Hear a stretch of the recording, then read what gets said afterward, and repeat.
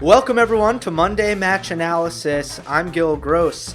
Today's episode is a look at how Nadal became the king of clay. It's a bit of a change of pace for how I usually do Monday Match Analysis Classics, but I wanted to go back and celebrate the French Open and celebrate the reign of Rafael Nadal at the French Open, the 12-time champion. Wanted to do so by looking back at the very start of his incredible and unparalleled title reign.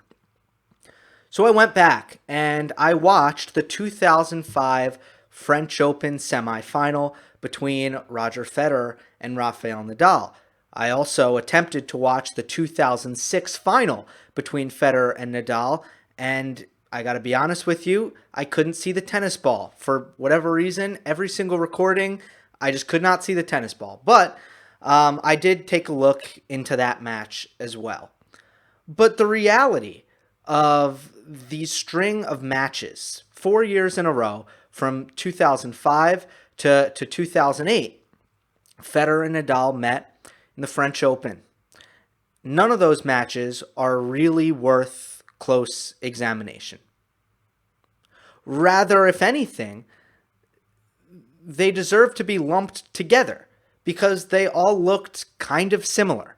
And that's what I want to talk about on today's show. I want to talk about this matchup in general and how this played out on clay.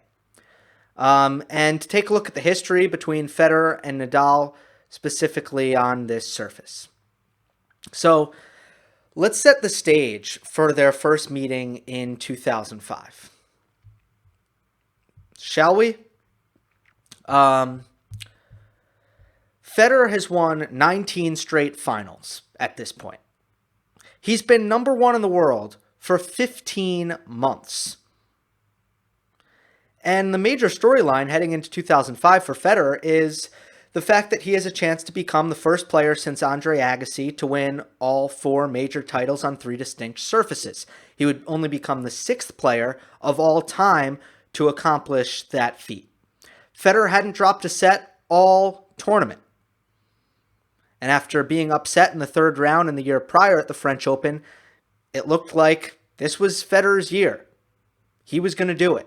And everyone knew that the French Open was going to be the most challenging major for Federer.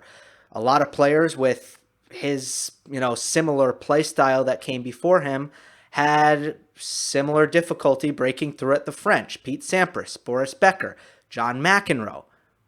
All of those are players who were eluded by that French Open title. All players that centered their game around attacking styles, a lot of net play, and big serves. Federer had 4 slams at this point, but it was very clear that Roger was something special, maybe something that the tennis world had never seen before. And he was coming off a year in 2004 when he won 3 of the 4 major titles. His opponent was another person who had really captured everyone's imagination, another person that everyone knew was not a normal player. That much was clear. Nadal was in his first French Open main draw, and there he was in the semifinal right away. That's not normal. Most players don't enter their first main draw and they're in the semifinal right away. But at the same time, it wasn't a complete shock. Nadal was up to number 4 in the world at this time, and he had won Monte Carlo, Barcelona, and Rome coming into the tournament. This match was played on Nadal's 19th birthday. So it was very clear that Rafa was up and coming, that perhaps he would be Federer's main rival, at least on clay, for the foreseeable future. What wasn't clear was whether or not Nadal was ready to beat Roger Federer in a best-of-5 match. The two had met 2 times before, both at Miami. The first time, Nadal stunned Federer. At just 17 years of age, Nadal beat Federer in Miami. Now, earlier in 2005, Nadal went up 2-0, and Federer came back to win the match in 5. Dick Enberg summed it up. This match is the best player in the world versus the rising Rafael Nadal.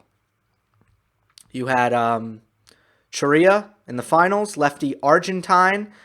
So this was also kind of the de facto final here in the semifinals. So both players, I mean, this was a huge opportunity for both players.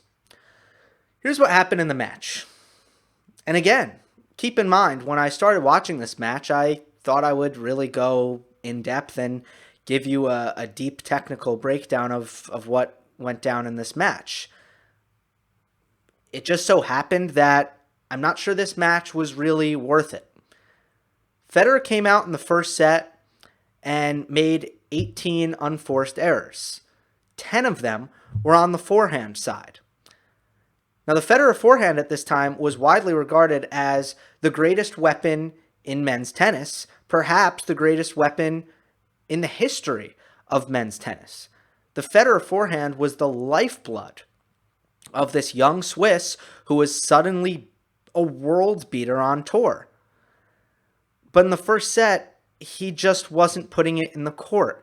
It was going all over the place. And all the young Nadal had to do was do a lot of running and put balls in the court, and Federer was going to miss. Roger usually also benefits from a serve that he can get free points from, that he can get aces from. That wasn't the case in the first set, and that wouldn't be the case for the entire match. At the end of the day, Federer needed his forehand. There was no ifs, ands, or buts, no way around it. This wasn't Wimbledon where Federer could have served and volleyed with his forehand missing the mark.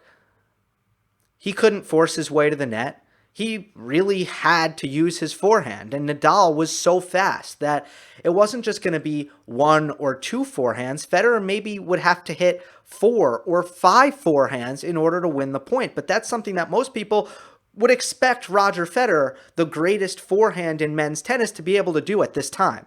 In the first set, he couldn't. In the second set, he really came up with some magical moments, and he made a lot of his first serves, and his first strike tennis was quite good. He really made a living in this second set out of hitting a wide serve on the first and getting a short return and hitting forehands into the open court and following it into the net. The forehand wasn't all over the place. He wasn't making errors as much as he was in the first set, and he was also coming up with just classic Federer magic, whether that be making difficult volleys or hitting picture-perfect drop shot winners from behind the baseline. Federer started to really flow in this second set and impose his will on Nadal.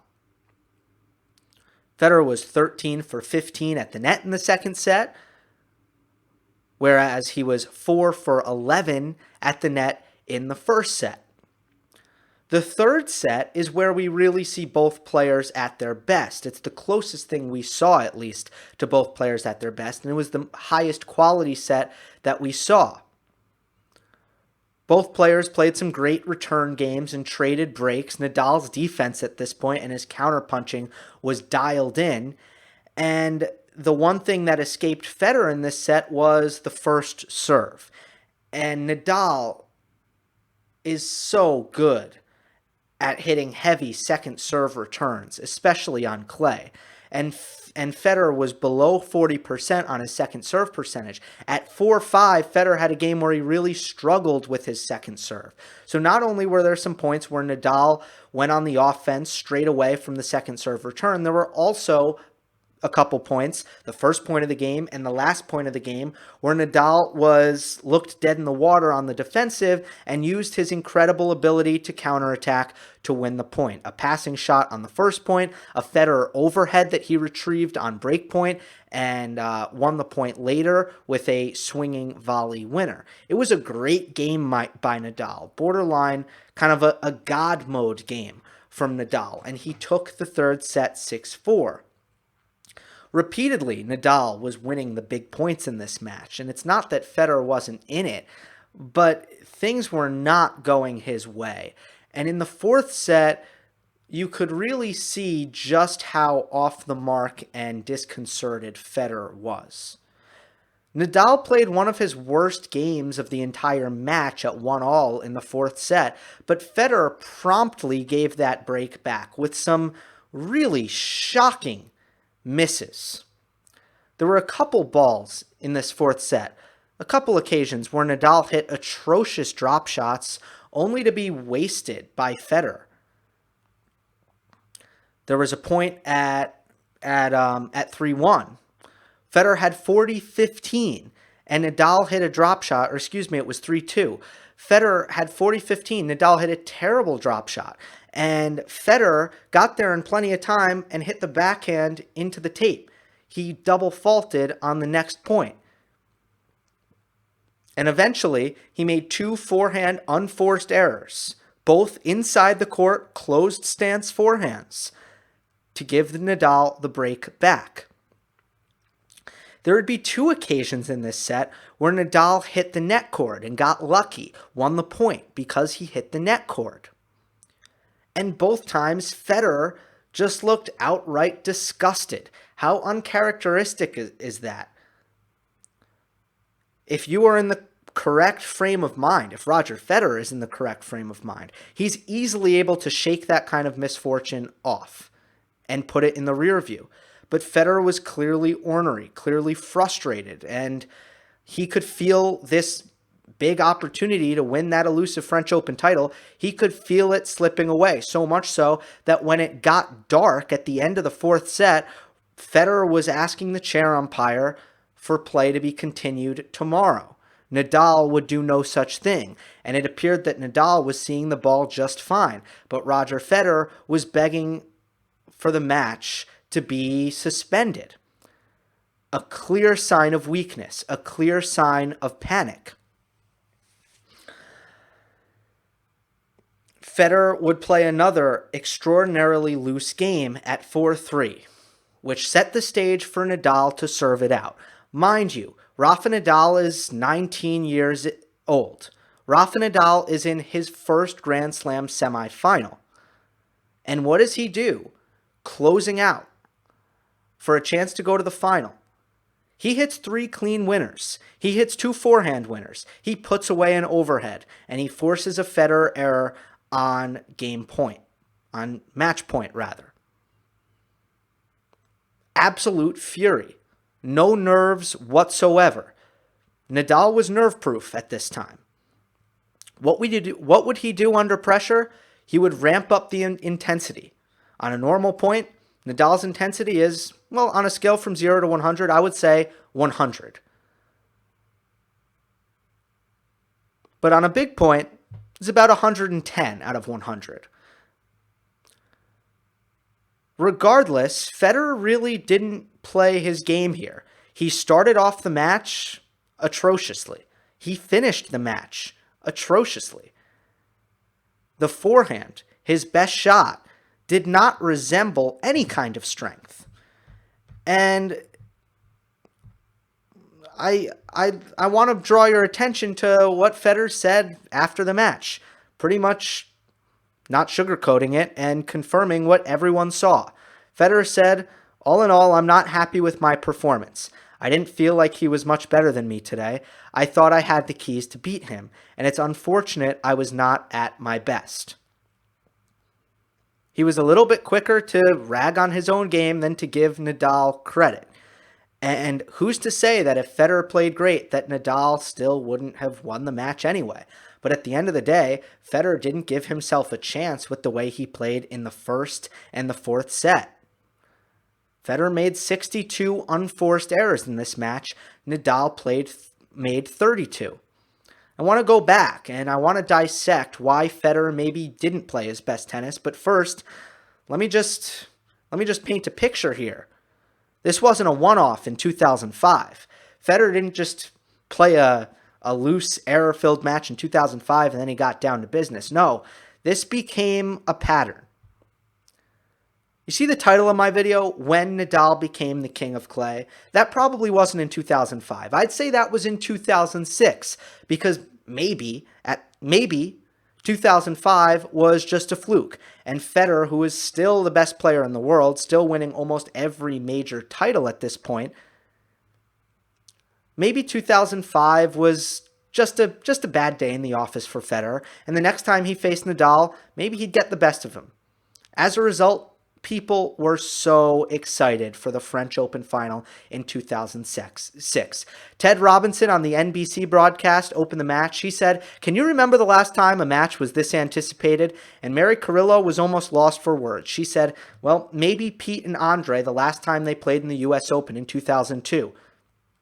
This was a momentous occasion.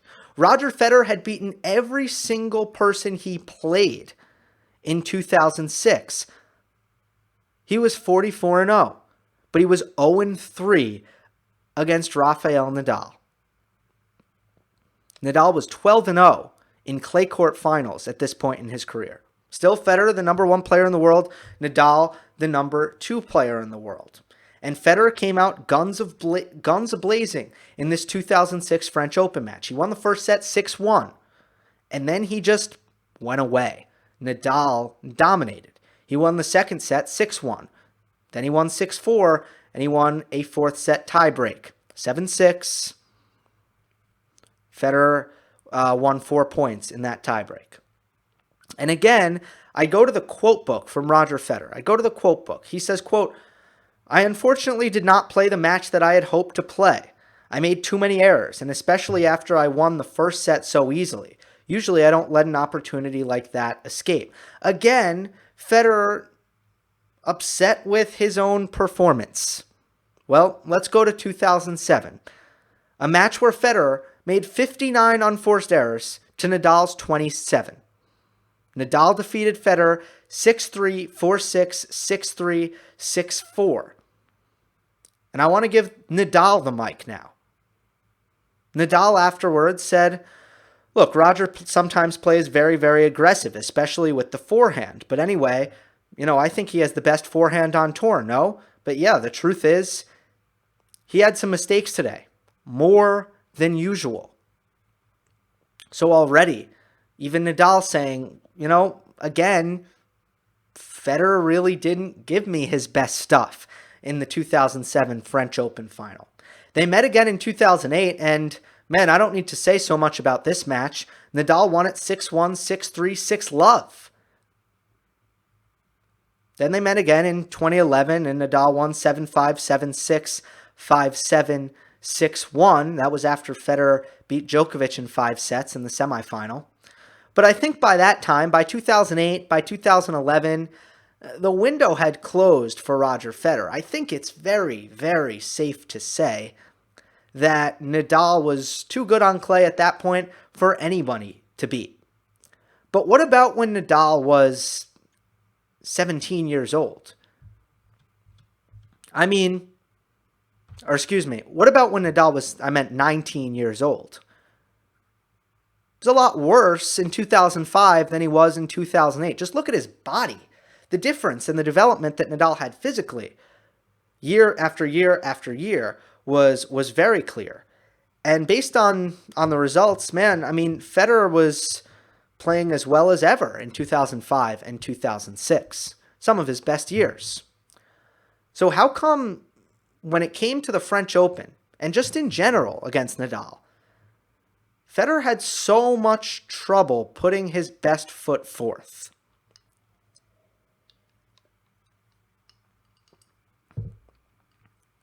By the way, in 2005, I don't know if I said the unforced error count, but Federer made 62 unforced errors, and Nadal made 32.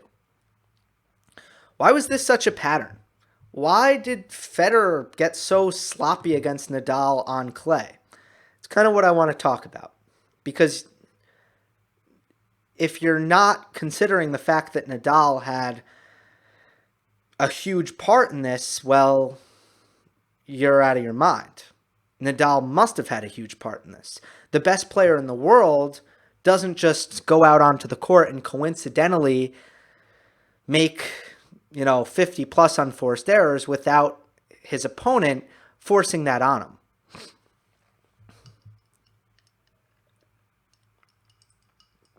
A lot of people ask me about the Federer-Djokovic matchup, and a lot of people have asked me to give my opinion as to whether or not Djokovic intimidates Federer, whether or not Djokovic is in Federer's head.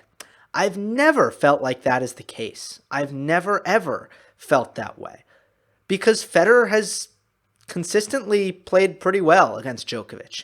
Even when he's lost, I can confidently say that most of the time when Federer plays Djokovic, Federer plays his best tennis.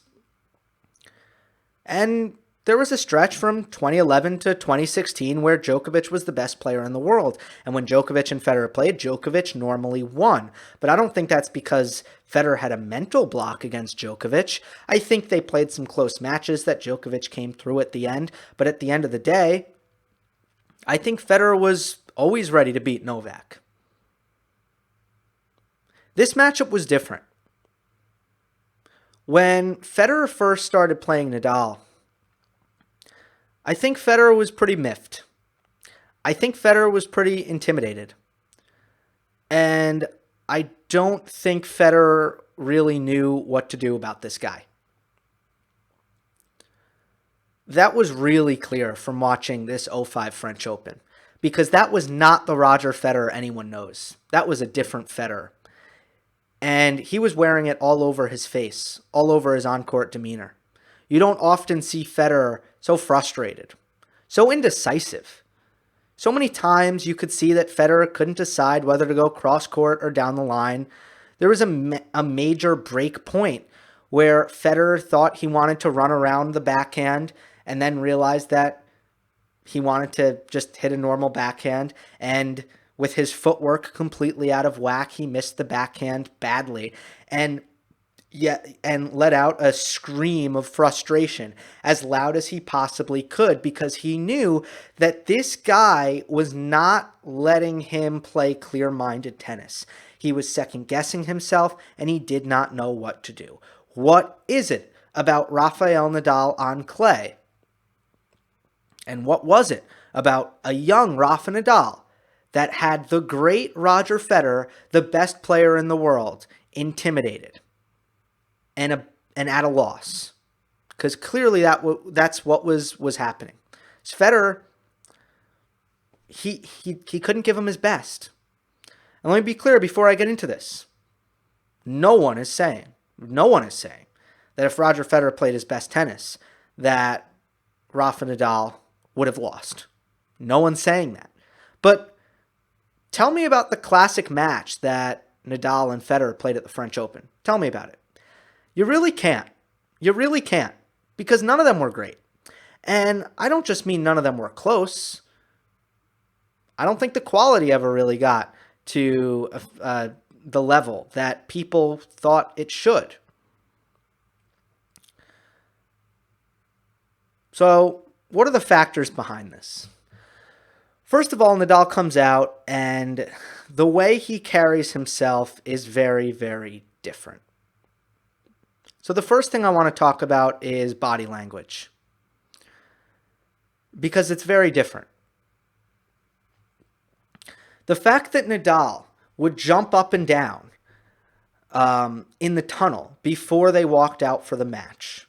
The fact that when it was time to flip a coin to see who would serve first, that Nadal would never let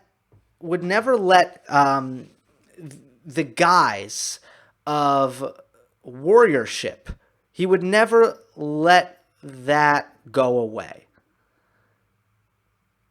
And I'm sure there are better ways to say that, but what I'm really trying to say is when Nadal had his game face on, first of all, it was a pretty intense routine he would have, full of energy and poison and fury.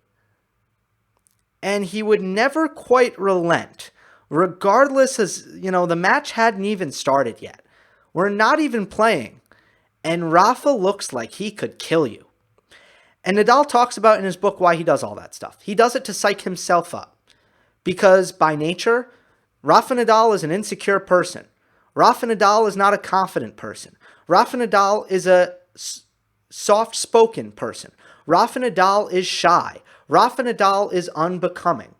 These are all things you cannot be on a tennis court, and Nadal knows that. Why does he put his headband on in the locker room and jump up and down and look in the mirror like he's about to go risk his life on a field somewhere? Like he's about to sword fight someone or something like that? Why does he do that? He does that to transform himself, to turn into someone else. And the fact that he does that, the fact that he is willing to put on this face and look at Roger Federer right in the eye before the match even starts, and to be jumping around like he's ready to fight him, it's a little intimidating. It's a little intimidating. There was a point in the second set where Roger Federer served for the set at 5-2. And Nadal broke Federer for 5-3. But he was still down a break. And Nadal celebrated like he had just won the set.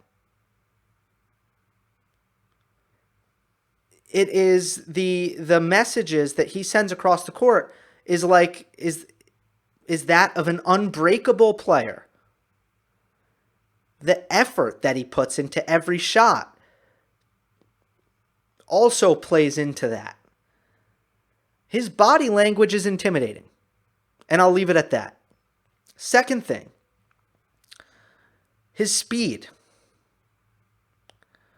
Why was Roger Federer so scratchy? Why did Federer miss so many forehands in this 0-5 semifinal?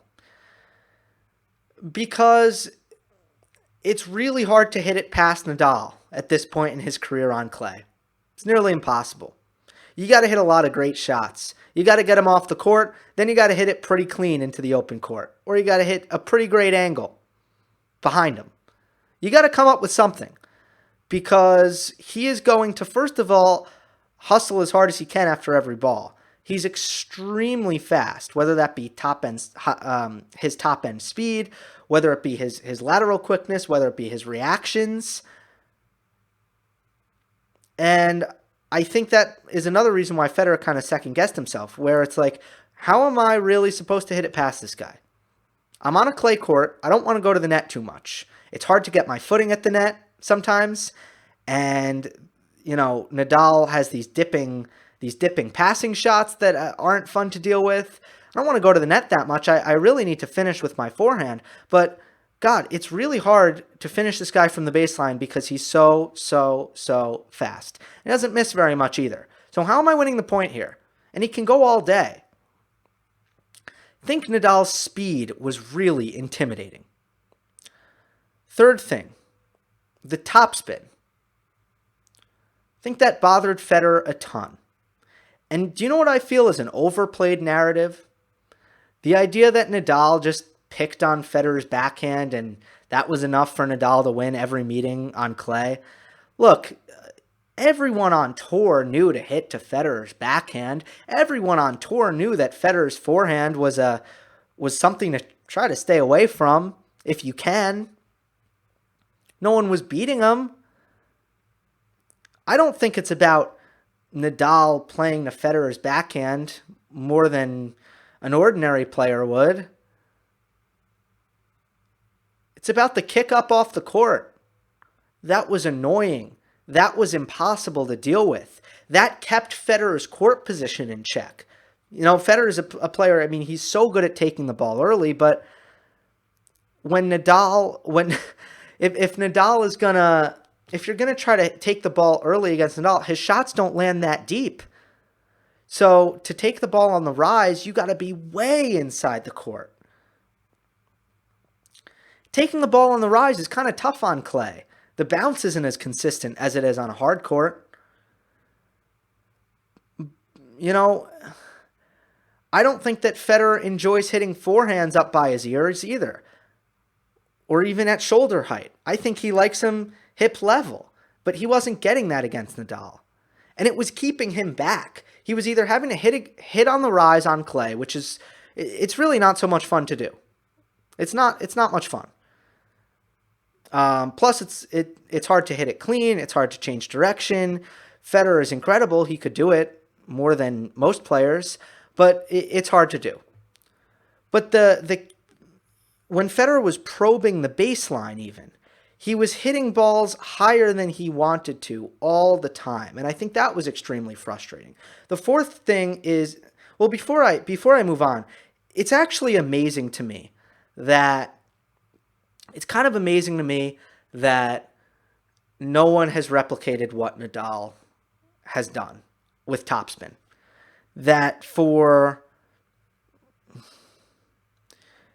It's amazing to me that for 15 plus years, Rafa Nadal has been on tour, or not 15 plus, but about 15. Nadal has been on tour hitting with more topspin than anyone else, and that no one has been able to really replicate the way he hits a tennis ball. Regardless of how effective and how annoying it might be to try to deal with that kind of topspin, no one else has been able to do it. Every time Nadal swings at the ball, it's with maximum racket speed, maximum effort. The only thing that changes is how much momentum Nadal is transferring up towards the sky for topspin, or out through the court when he wants to flatten it out. That's the only thing that changes forehand to forehand. You know what doesn't change? The racket speed, the effort level. It's just, and a lot of different, other Spanish players have tried to replicate it, but no one has been able to hit the extraordinary topspin that Nadal has. And I think, it bothered the heck out of Federer on clay. I think it bothers the heck out of everyone on clay.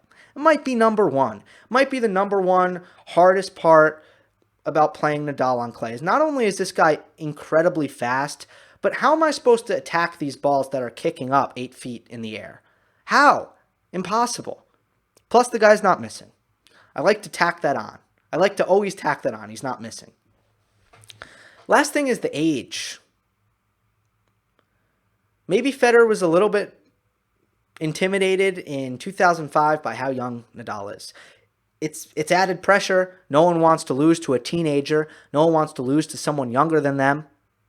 So it's added pressure. But also, if he's this good now, how good is he going to be in a couple years? For some reason, it was different than Leighton Hewitt. It was different than Andy Roddick.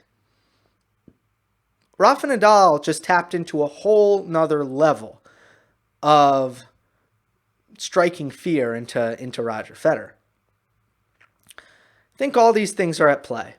The speed, the age, the topspin, the body language, how Nadal dressed was also a factor. This was just a different tennis creature. It was a tennis creature that no one had ever seen, including Roger Federer, and I think that Federer was a little bit miffed by him. He didn't really know what the answer was. Didn't really know what he wanted to do. And oftentimes what you'll find in tennis is, there's having the wrong game plan is probably better than not knowing what the game plan is. And it just seemed like Federer did not know what the game plan is and never figured out what the game plan is. And he was constantly changing it. That's why he just was not able to put together his best tennis. I think that's what this era is of clay court, or this French Open stretch between Federer and Nadal. It's kind of what it was characterized. As great as Nadal was, Federer was never really good enough to even push Nadal to the brink.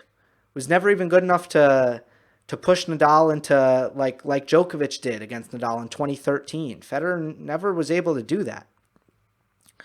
And I do think there was mental stuff at play here. It wasn't just clay either. After 2005, after that semifinal, the next time they played was in Dubai on a hard court. Federer was a better hard court player than Nadal at this time. Nadal won. Federer was a better hard court player than Nadal when they met in Miami in 2004. Nadal won. Nadal won 6 of the first 7 meetings against Federer.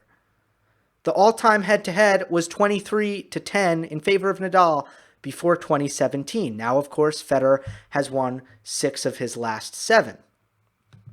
And I think on grass, Federer always took solace in the fact, Well, I have my serve, and Nadal doesn't have much of one. So I think Federer was always pretty confident if the court was fast enough that his serve would be his friend, that he could take out Nadal on the faster courts. But on the slower courts, it seemed like Federer never really had his confidence. And that started in 2005 when Federer played a match before Nadal was as good as he would get. Again, I think there was a window here. A window where Federer had a chance to compete with Nadal on clay before Nadal got way too good for anybody. Where Federer was too intimidated to match up with Rafa. Just to complete the story here, of course, Nadal loses to Robin Soderling in 2009, and Federer takes that opportunity to win his French Open and complete the career Grand Slam. So that's how this book kind of ends. And you know, they met again in the 2019 French Open semifinal, and that was another match. You know, I actually thought Federer played fine in that match. I don't think there's anything Federer could have done. I think Nadal was too good with Nadal's assets in those conditions. I don't think Federer could have possibly won. So, you know, I think things have gotten better for Federer, clearly, right? Now the head-to-head has shifted. It's turned around, and that's what happened in 2017. But before then, I thought that if there was a mental block for Federer, it is not against Djokovic. It was against Nadal. Let me know what you guys think. I'm not sure what's next on MMA Classics. Perhaps it is time for a Q&A very soon. But hope you enjoyed this. Please leave a rating and a review on iTunes. The link to the podcast is in the description. I'm trying to get those ratings up on, or not the ratings up. I have 5 stars, but I'm trying to get more ratings, more reviews on iTunes. So that's doing me a big favor. Hope you enjoyed. Don't forget to subscribe. I'll see you next time.